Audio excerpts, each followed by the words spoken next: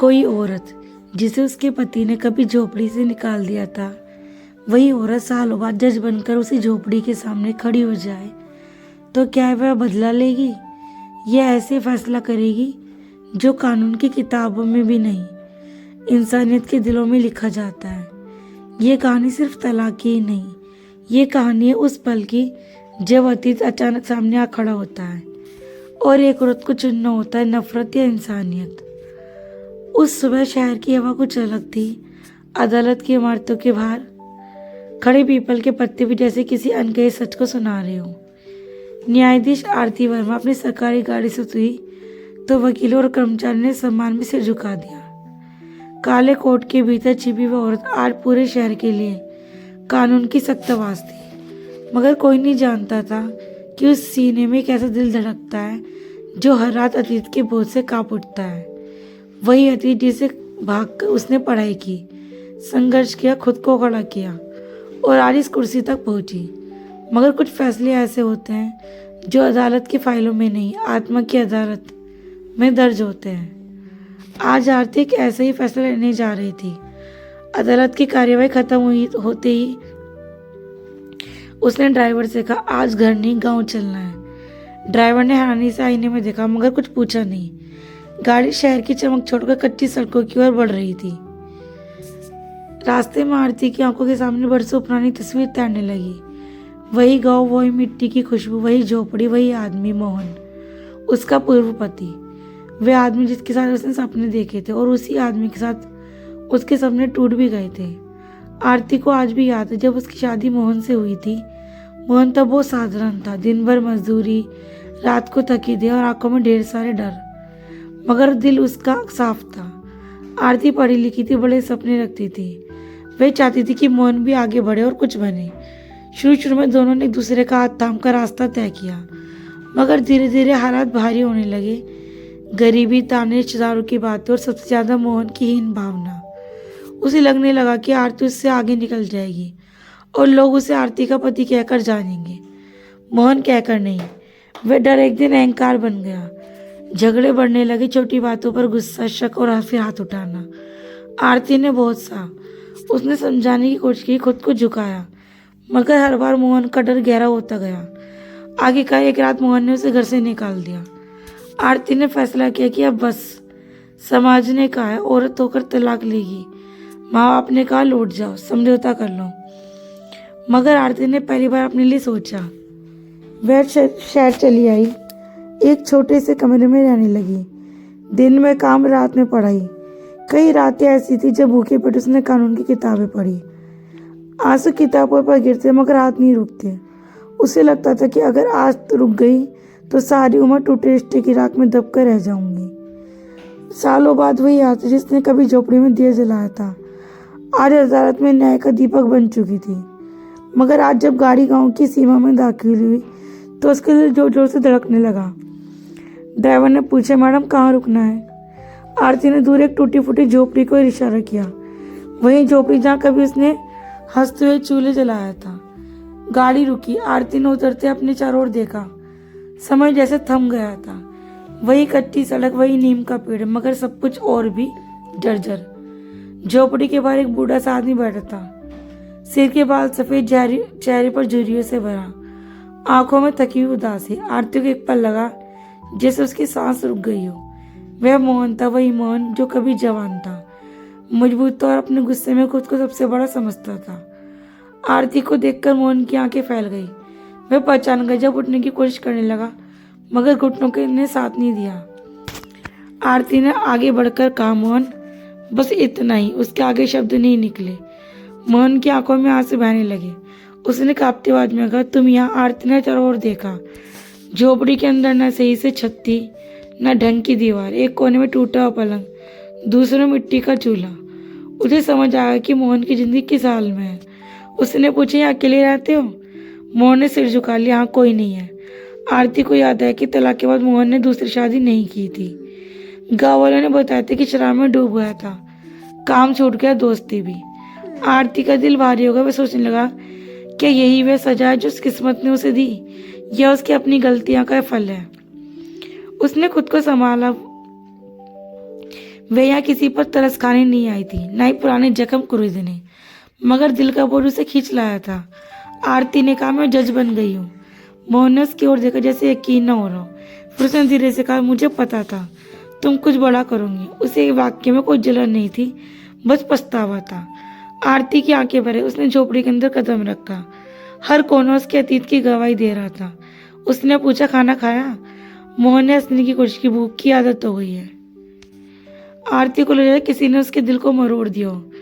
वही आदमी जिसने कभी उसके सपनों को तोड़ा था, आज खुद टूट चुका था। बाहर गांव के कुछ लोग इकट्ठा होने लगे थे। सबको खबर लग चुकी थी कि शहर की बड़ी जज आई है। लोग कानाफूसी कर रहे थे, देखो वही आरती है जिसे मोहन ने निकाल दिया था, आज जज बनकर आई है। आरती ने सब सुना, मगर उसका ध्यान मोहन के झुके सिर पर था। उसे लगा जैसे यह मुलाकात कोई इत्तेफाक नहीं है, बल्कि जीवन की कोई परीक्षा है।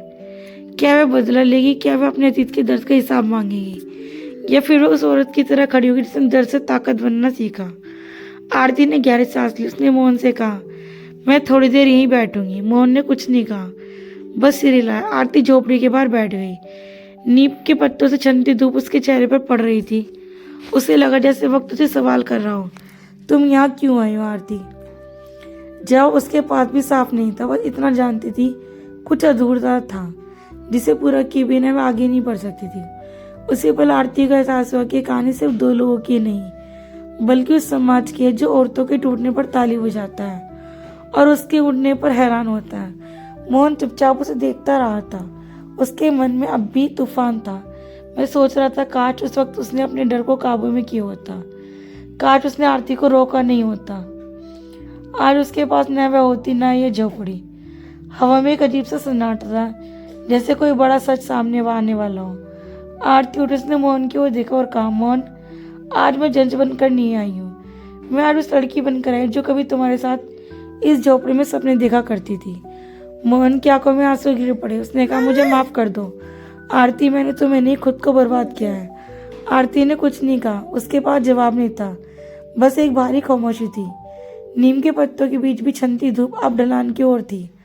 आरती की खामोशी ने जैसे पूरे आंगन को जकड़ लिया था। मोहन सिर झुकाए बैठा था, मानो हर झुर्री के भीतर कोई अपराध दर्ज हो। गांव वाले दूर करते, किसी को पास आने की हिम्मत नहीं हो रही थी। सब इंतजार कर रहे थे, अब क्या होगा? क्या जज साहिबा अपने अतीत का हिसाब लेंगी, या मुलाकात बस एक औपचारिकता बनकर रह जाएगी? आरती ने मिट्टी से भरा आंगन देखा, अपने हाथों को देखा, वही हाथ जिनसे कभी उसने चूल्हे पर रोटियां सेकी थी, और आज उन्हीं हाथों से फैसला लिखती थी। उसने गहरी सांस ली और बोली, मोहन, तुम्हें याद है तुम कहाँ करते थे कि मेरी पढ़ाई हमारे बीच दीवार बन जाएगी? मोहन ने धीरे से कहा, धीरे से सिर हिलाया। आरती की आवाज में न शिकवा था न गुस्सा, बस एक ठहरा हुआ सच था। उस दिन जब तुमने मुझे घर से निकाला था, मैं टूटी नहीं थी मोहन, मैं डर गई थी। मुझे लगा था कि शायद सच में मेरी उड़ान तुम्हारे लिए बोझ बन गई है।